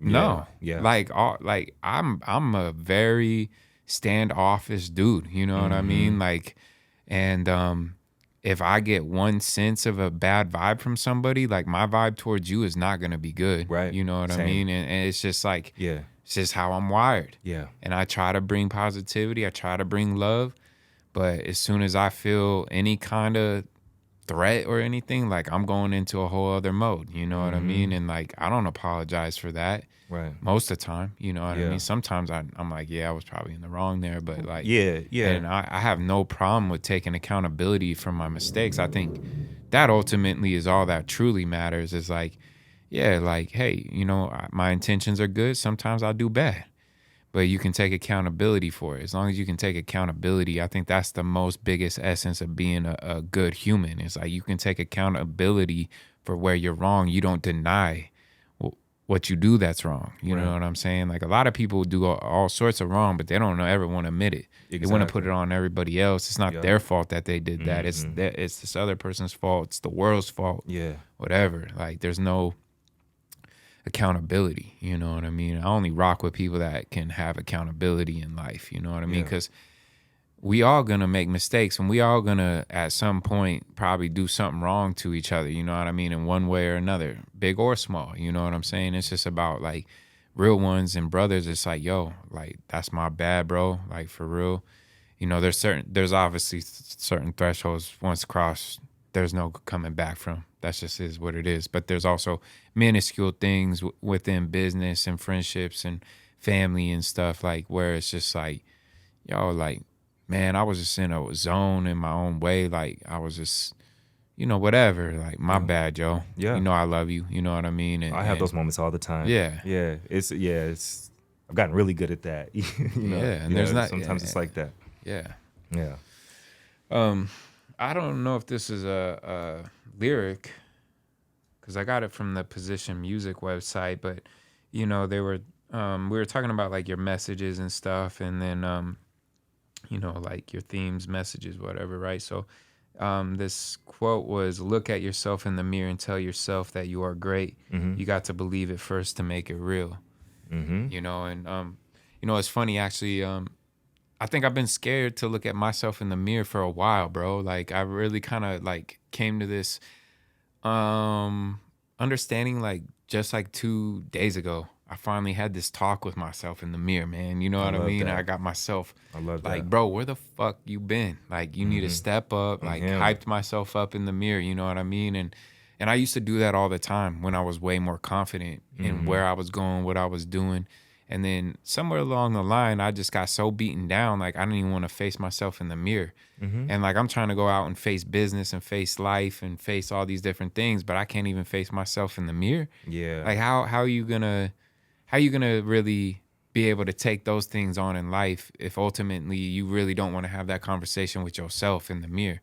Because like I don't know what it is about the mirror. There's all sorts of mystical things about a mirror, right? Like, Yes. And there's a lot of reason for that. Yeah. And being able to see your image, it's a weird thing. Yes. You know what I mean? But like there's something that can happen in the mirror when you have that conversation with yourself.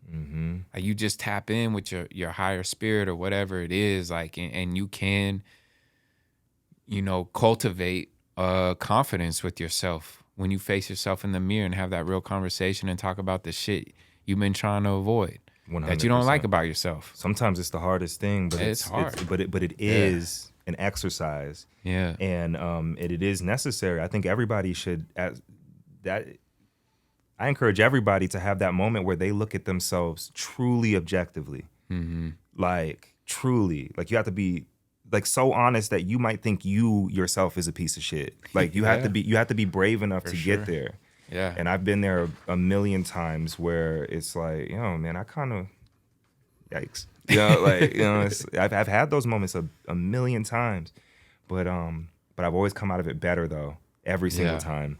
And so, and it is that, like, I think I'm not the most like religious person. I believe in God. I just don't know like what that means to me. How to define it. Yeah. But what was you know, it's like it's written in the Bible and things like that, where it's like, yo, the power of the tongue and the power of like manifestation and things like that. So like that statement is more like, in the beginning, how do I was the expect word. you to like believe that I'm him like that if I don't even truly believe that? That's real, man. You there's no way people will follow you or whatever if you can't have that ultimate confidence in what you're doing, and that's where I know I have to. I'm getting there. You know what I mean? Because like Brennan sponsors this podcast. He wouldn't do that if he didn't believe in me. You know what I mean? 1000%. Wouldn't give me this platform if he didn't believe in me. So, and there's other things that have transpired where like it's easy to forget like the people that do believe in you and do support you, or maybe you just don't know. Like sometimes you just don't know that there's people out there supporting you, or like for me listening to this podcast, you know, like, and I'll run into people that I would never think would be listening to my podcast, like just because I just wouldn't think they would be. You know what I mean? Like we don't talk like that. I don't see those people like that. Like I don't even know they know what I'm doing still. You know what I mean? And like I'll run into people and they're like, bro, your podcast, I love it. And I'm like, damn, that's crazy. Like sometimes I just don't know how far my impact is reaching, you know? And like, that's ultimately like what a lot of brothers have been encouraging in me, because I think I've been real low in a lot of ways lately of like trying to find my voice, trying to find my purpose. And like my homie last Friday, he was like, dude, like, yeah, maybe you're not making all the crazy money yet. Maybe you're not, but look at what you are doing. Yeah, you have to take Like times to recognize the great things you're doing. The way he said what you are doing the way he said it shifted my perspective of like what I do with this podcast. Yeah. Like this is a form of action that I take, that I've decided to do to highlight people's stories and, you know, give people that I think have amazing personalities, amazing stories, or doing amazing things a place to talk about. And like, I'm not the only one doing it, but I'm doing it my way. I'm unique in the way that I host, and everybody else is unique the way they do it, you know? So it's like him telling me that was just like, that was kind of an epiphany for me that like, dude, I am doing something, you know what I mean? Like, I'm not just being passive, you know what I'm saying? And so like, anyway, I guess my point is just that you gotta find that self in yourself. You know what I mean? Like it can be so deep and buried sometimes, it's hard to uncover it. But ultimately, if you just never give up, it's gonna resurface. And 100%. I kind of just like finally feel like I'm reaching that place, man, you know? And so that just you saying, me reading that quote about, you know, look at yourself in the mirror and tell yourself that you are great. That is literally something I was going through 2 days ago. Like finally just pulled up to the mirror and was just like, all right, motherfucker. I love we that. we gotta tap in, bro. We gotta believe that you're sexy, you're great, all these things, that you deserve everything you said you always wanted to get. Like you still deserve those things. It's not too late.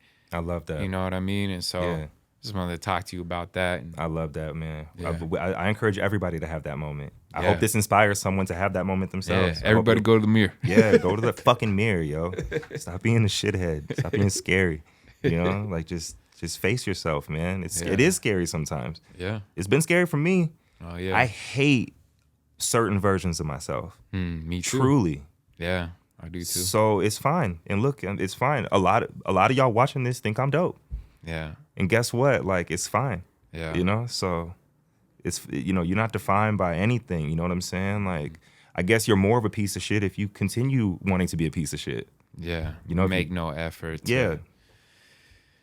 Yeah, man. And, you know, ultimately, I think we are our own worst critics. You've hear that so much, but, you know, I think more often than not, people do probably see more the good in us than they see the bad. You know what I mean? Like, yeah, there's some people that might be haters or whatever, but like most people that I cross paths with, like what they see in me is what I want to see in myself a lot of times. You know what I mean? And like, why is it that they see it in me, but I can't see it in myself? Yeah. I can't feel it within myself. You know, I get all these accolades from people, but I'm like, I don't feel it, man. And that's just because of my own self-doubt. You know what I mean? Yeah. And it's because I'm not, you know, whatever, right? And it's like, so for me, it was just about like, bro, like, why do you doubt yourself when everybody that I know, at least, that's sharing with me, you know, like, bro, like we look up to you. I love what you speak about, all these things. Like, dog, it's time for you to step up and have faith, bro, in yourself and who you are and reclaim your power. You know what I'm saying? Yep. And I talked about this the other day on a post, and then I'm releasing a side note with the podcast too, but it'll probably be out before this comes out. But it's a side note that I'm putting out based upon a quote that was like, don't go into the woods if you can't face the wolves. And, you know, to me, like how I tied it in as an analogy of what that quote meant to me is like, when we pave our own paths, because me and you are definitely taking untraditional paths, like we're hacking our way into the woods, making our own path, going through whatever we come across up in that jungle, up in those woods, you know. And how I put it was like, you know, there's been wolves on my trail the whole time. And those wolves can represent doubt, fear. They can represent all these negative things, right? And they're always nipping at you. They're always trying to attack you. Thing is that you got to remember you're a fucking wolf too. Like, you're a wolf. Right. And let them know you the alpha wolf. 100%. And you the alpha of your life. You know what I mean? And that's a constant battle we have to face every day. Some days are easier than others. And it's based upon like your disciplines and things that you do in your life that can make you either stronger or weaker. But if you choose every day to feed that strong wolf, make the right decisions, those other wolves are going to be held at bay. And they're not going to have the power or even the balls to even step to an alpha because they know their place. Exactly. But if the alpha is showing any type of weakness, those wolves are going to come in. Right. And they're going to try to get power. Yeah. So it's just kind of, it's all of, you just got to, you set the tone. I've been preaching that to my daughter, you know, since she can comprehend words, you know. That's awesome, you man. set the tone. Like, you know, you don't ever let these motherfuckers tell you what's cool. You tell them what's cool. That's amazing. You know what I'm saying? You go into the room, it's yours. And that's so important to teach a young kid, bro. Like, I didn't have any of that. You know what I mean? And so, you know, if I have children, man, that's definitely my intention from the time, even before they can speak. And I'm sure you're doing the same thing, just speaking affirmations into them. You're great. You can do anything in life. The time they come up out that, even before they get out the womb, I'll probably be just laying on the stump. Just, you know what I'm saying? Like, man. This kid gonna be a G. Yeah, straight up. Yeah. You know what I mean? They can be a go-getter. Yeah, no, we are aiming to be great in this house. You know what I'm saying? And whatever that means, what's great for you. Yeah, exactly. What makes you feel things? Just like, giving them the support and the encouragement to realize their own greatness, whatever that is. Like, not pigeonholing them into what I want them to be, but just, you know, just giving them that understanding, that critical thinking, you know, hey. Yeah, my daughter right now is like saying that she wants to get into like the beauty world. So like, you know, the nails and hair and like all that stuff. And but she made a comment about like, because she has a homegirl, like her best friend lives in Arizona, and she also wants to get into that world. So they were like, she was like, what would our like business be called? And I was like, that's like one of my favorite things you've ever said to me. The fact that you're thinking like that, like I'm not just doing this, I want to have my own. Yeah. And I want to whatever. And I was like, yo, like at 14 years old, if you keep thinking like that, like the sky's the limit. You know what I'm saying? That's exactly how I want you to be looking at things. Like, where's the furthest that you can take this? And don't think that you can't. Think that you can absolutely attain that. Yeah.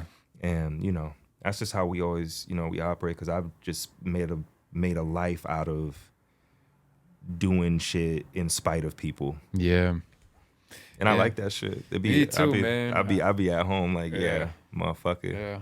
I did that. You just got to eat that. Yeah, and that's something that I forget too, about myself. Like on some of those days, like, bro, I'm like, bro, look at what you've done, bro. Look at like what you've created. Like you don't report to nobody, homie. Yeah. And what you feeling about, because money's not always as good as I want it to be. Like Yeah. I still drive a nice car. I still live in a home, Right. on the South Hill. Like I still Yeah. like, Which for any non-Spokane people, that's South Hill is like, it's like South Hill and like Meade. Like, I love fucking South Hill. I mean, man. I'm not like South Hill, you know what I mean? Like up in the Bro, like the you have a home. pristine. You have a but home, bro. I'm up past 17th. You know what I mean? I think That's- once you pass 17th, you on. See, they don't good know. If they're not trajectory. from out here, they don't know. But that's like, you ain't doing bad for yourself at all, man. Not No, at all. I'm in a good, decent neighborhood of the Yeah. South Hill. You know what I mean? Yeah. By no means am I on Rockwood Boulevard yet. But I'm gonna be having a place out there, man, off Rockwood for sure. 'Cause Yeah? I drive that road to get to my house often. Where, like, what is that? That's like, Yeah, take Rockwood Boulevard. So like, just go off Division and then like take that left. Once you pass the freeway, and you take that that road along the freeway. I don't know which road that is. It could be Fourth. Could be Fourth Ave. Maybe. oh, okay, yeah. That's like where I get my hair cut and shit, low key. So you kind of head towards like Perry District. But you come to this stop sign and it goes up Rockwood, like kind of in between, like on the left side of the hospitals. But you take that road up, man, all the way to Southwest Boulevard. But Rockwood just has like just some of the most beautiful homes on it, bro. Like, Please bring this clip back Yeah. when you get that shit. And it's Yeah. like, yo, I spoke that shit into existence. And, I'm still gonna have the documented. cabin too. Yeah. 'Cause first thing is I gotta have a house outside Yeah. of the city. Yeah. Once I move off to South Hill, I don't know, man. Who knows? But like, Rockwood's sick, man. It's just beautiful, and it's right near downtown. Yeah, which is So, perfect for yeah. out here. It's kind of just central to everything. It's just a beautiful drive up there, man. It's inspiring. I just drive for inspiration. Yeah. Let's see, man. What's the most significant experience you've had in your music career? Like, what's the one do you have one that's just like, man, that was it tomorrow with your daughter, or? That was one of them. That was like the most like special thing that I've done. I think like when I think about just what that meant to me, just that song, what that song means to me, what that song means to my family, because of like my journey and what that song means to me as a person, and what it represents. Like, that's definitely up there. But I would say like artistically, doing that soundtrack and meeting Chris and Jesse, who are now like minds, but also Nick, shout out my man Nick, Steve, BJ, everybody that was involved in that project. That was a definite turning point for me. That was like, I had put out projects before that, but that was like, I consider that my first project. This that was when a I first- soundtrack for an indie Yeah, it film? was an indie film called Funeral Kings, and the mixtape's called Funeral Kings. And, it was those guys' first film. They ended up doing a lot of crazy things. Still to this day, like that was like their first thing. So it's like special to everyone in that way. Like, everybody, most people involved were from Massachusetts. So it's like all based kind of in that area. And I was like just young and not really ready for that. Or I thought, at least. I learned that I was. But looking back, I'm like, damn, like for them to have taken that chance on me to be like, yo, we want you to do the whole soundtrack to our shit. It's like, damn. That's a crazy decision, y'all. I'm glad you did, because it ended up being beautiful. But that was, getting in the studio with those guys was the first time I felt like I was like a real artist. Like I was like, oh, like I'm finding who I am. Because before that, like I listened to a lot, and even on that record, like I still hear like, you can hear the Kanye influence, you can hear the Jay-Z influence on certain things, but it still is very Jinx. Like it's very much like laying the blueprint for what was gonna whatever, and very eclectic, like sonically. And so I think that probably is the most important stop that I've made, because that was that was what set up what Jinx actually becomes. That was me Yeah. understanding like myself as a brand, which, you know, whatever, for lack of better words, like, you know, like that was me understanding who I am as an artist and what the vibration is when you think of Jinx. And then it just from there, it was like, you know, so the blueprint is right there. Like everything is, you know, there was a little bit of everything on that. And so everything is able to make sense. I can do whatever I want because of that record. Because it's so eclectic, I was like, there's no rules at this point for me. And that's the superpower. Dang. You know, so yeah, so that I would say that is the most important. Because before that, it was just like regular, like it was mixtape era. I'm just rapping over other people's beats and, you know, just putting out these freestyles, trying to come up with the hardest bars, and talking about partying and weed with the shit that I was into at the time. Right. But that was like a real, like I'm like, no, these guys are for real and they fuck with me and they believe in me, so I got to show up. You know what I'm saying? Like they're trusting me to do this entire soundtrack. Like I have to impress these guys. But also I have to deliver something that's like, you know, it's important that I was like, if more people are probably going to hear this than would hear something that I just did by myself. So I got to make sure the shit jams, and it did. And still to this day, we all like talk about it. It's actually the anniversary. I want to get that back on Spotify because I feel like that's like a part of my journey that a lot of people don't know. Newberry says that all the time. He's like, man, you've done so much shit because I'm not I'm not thirsty like online, so I'm not like every little thing. You know, there's a lot of things that I've done that people just have no idea. And he was like, but it's important that people do know, especially things like that, because that's like a whole project. You know, and it's like, it's important to the story. So I want to get that back up. And my homies want to get that up as well. So it's definitely something, it's the anniversary coming up in March. I feel like there's some cool things we can maybe do with that, like, because it's like a film attached to it. And it's like, oh, there's some like creative ways we can like reintroduce that locally here or just in general. Like, you know, nobody has like a movie attached to their thing. Yeah. You know, so it's like interesting what we can do. Nice. But that's it. Yeah, I would say Funeral Kings, man. Hell yeah, man. Love it. What's you know, what challenges do you feel like you face in your musical career, and how are you overcoming them? Like what are some that you maybe are currently facing? Man, that's loaded. Yeah. Wherever you want to take it, man. Yeah, everything, man. I think like my music and my life are just so whatever. So like if I'm going through regular life shit, that's affecting the music in a weird way. So I don't know. I just always, the way I overcome it is just to have the confidence that and the knowledge to know that I've always overcome it. Yeah. I've literally every single situation I've ever been in, I've come out iller. I've become like a poster child for like resilience, and like, you know, my kids know it, their mother knows it. You know, it's like one of those things where I just have the confidence that I just like literally nothing can fuck with me. You know, even when it's real fucked up and I feel like everything can fuck with me, and in the back of my mind, I always know you can't fuck with me. Like, you know, and so I think that's, you know, that's a big part of like my identity and why people fuck with me too, because they like that feeling of being like, you know, it is rough out here. But yeah, so I think, yeah, it's tough to like point out anything specific, but you know, it all happens at the same time. And in life, if it's happening in life, it's happening in music a lot of the time. And then of course you go through the normal things like social fucking media being stupid and just, you know, killing your confidence and being like this weird thing to navigate. It's absolutely necessary at this point to some degree to be any type of successful. That's a big struggle for me, I would say. Okay. Yeah. I don't like social media at all, man. I really wish. Tough. Yeah. It's tough. Yeah. It's just as negative as it is positive. There's a lot of positives about it as well. But and honestly, if I was, you know, 15-year-old me would have been like, fuck yeah. Yeah. Like, man, like 15 with an Instagram and just being able to do whatever at school, like I'd be killing. I feel like I really truly believe it'd be a whole different story if I was like some kid out here. So but I don't know.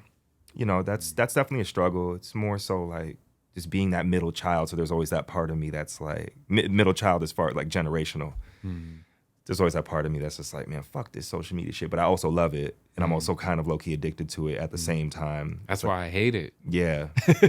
Yeah. So I hate it. I don't like what it does, man, to my mind. And, you know, I try to use it for good, but, you know, there's just a lot with that, man. You know, and it's designed to keep your attention. Yeah. You know what I mean? They spend billions of dollars to keep you on that app. app. It's a toxic girlfriend. Bro, It's so attractive. Toxic. It's attractive. It's so beneficial. You get so much good out of it, but it's also like, this bitch is just bringing me down. Yeah. This bitch is crazy. Ultimately, it just like takes a lot of discipline to use it without it being majorly detrimental to your mental health, you know? Yeah. And that's basically get on it, do what you need to do, and get the hell off of it. Yeah, that's what I've been trying to do. Don't be scrolling. Don't be, I don't even know how you get through searching something without getting distracted, but, you know, like I'll get on, I need to look up this homie. And then I'm looking at snowboard films or like clips, whatever. It's like, damn, you're going down what was that I rabbit even hole. go? You know, like I don't. They do that on purpose, man. You can't go on there to find specifically what you want because you're gonna get hit with all that feed. Yeah, that's gonna be like attractive to you, whatever that is, based on your interests. Yeah. Well, we'll close it up, man. We've been almost 2 hours. I've been trying to cut them to like an hour and a half, but with you, I knew we were gonna go to the 2 hours. So, so what are your plans, goals for the future in terms of your music and career? I'm currently like in the Bat Cave, man. I've been, like I said, I was rapping for my daughter for literally like 30 minutes the other night, just showing her like a bunch of shit. She was like, "Oh shit!" Like he's out here, like he's really like, you know, on the low. So So you're cooking some things up, definitely for a new project. Yeah. I was like, I was taking like, so in the last like year, you know, my Make It Look Good came out in May of last year, and since then, I've had like at least 3 other ideas that I thought were gonna be like projects.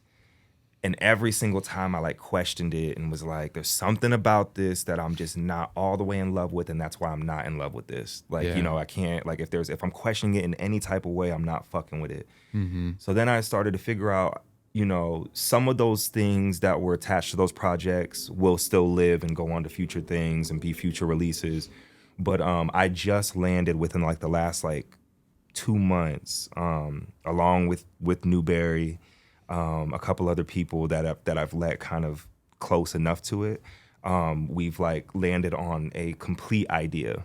I'll just say that, like a complete idea that I'm absolutely in love with, and so that going forward, that's on my mind, like an actual proper full length thing, and something that's completely different than Make It Look Good. You know, it's like it's time to, just when you think you know me, you know, think again. So so I definitely have been plotting on the low, but there's definitely going to be music released here in the near future, and that's it. Sweet. Just, so we got something coming. We got something cooking for sure. All right, and man, what do you love most about Spokane? That my kids are here. That's what Yeah. That's what keeps you here, I'm guessing. Right? Yeah. That's what I figured, man. Y'all all love. Yeah. Don't think I'd be here if it wasn't for my kids. But yeah, it's my kids, man. And That's that. That's what I figured, you know. And I wanted to ask that question more during the interview, like, you know, are you only in Spokane for your kids? And that's solid, bro. You know what I mean? Like, sacrificing probably some of what your dream is for being around your kids instead. Definitely. But that's why I want them to be involved, because I want them to, you know. But you're still figuring it out. Yeah. You know what I mean? It's not like you gave up on your dream. You're doing and cooking it up. Yeah. And it's about having that confidence that I'm ill enough to make this look cool. Make it look good. Yeah. You know what I'm saying? So for sure. So it's like, you know, like, I think that's important to touch on, man. Your aspect and your viewpoint on being a father while also pursuing your dreams, and also like, it's not ideal to do this from Spokane when you have the certain contacts that you do, Yeah. You know what I mean? It's probably a little bit hard Definitely. to do that from here, but tricky here. you made the decision like I'm not gonna abandon my kids. Mm-hmm. I'm gonna do what's right, and I'm gonna figure it out. Mm-hmm. And that's dark. That's I respect that, bro. Yeah, That's needs to be acknowledged. Thank you, man. So, yeah, those are my best friends, man. And yeah, yeah, there was no chance I was gonna be anywhere else. yeah, It's tough, man. But ultimately, like what outside of music is obviously what it is. But I've had situations and moments where I've had to be away from them for periods of time, and I'm miserable. yeah. I am not great on the mental tip. So it's just like I need them, and they need me. So yeah, it just has to be what it is. Yeah. So sometimes I just got to deal with Spokane. these jabronis sometimes out here. But then there's a lot of beautiful things about Spokane. I do love Spokane. It's just sometimes it's tricky. But yeah, your kids, man, they're your anchor here. So got you, man. You got any shout outs? Nah, man. Shout out to you, man. Shout out, like, honestly, I was really like, we had that moment at Alan's thing. We were sitting there like, yo, I fuck with you, man. Like, I just knew that if anything else, I was like, yo, we should just document our conversation because I just always love talking. Our actual conversations are like this. So it's like, yeah, man. I appreciate you having me, man. Lacing me. I'm so excited to got some more shit to throw on, and I appreciate you, man, and what you do for the city, what you bring to the table, and we've actually like worked together, along with Brennan and Zach and Mike and Jazz, and I just appreciate what you do because you make Spokane look good as well. Like you're setting the tone, man. I don't really see anybody operating on your level, and that should definitely be acknowledged, man. So yeah, thank you, brother. I appreciate you that, having man. me on here, man, a lot. Yeah. Definitely. All right, man. Hell yeah. Yeah. All right. We're going to close it up. Hell yeah. Like that, because that was beautiful ending. Yeah. This was City Chapters podcast. That chapters was with Jinx Universe. I'm your host, Bobby J. We'll see you next time. Fuck yeah, man. That was great.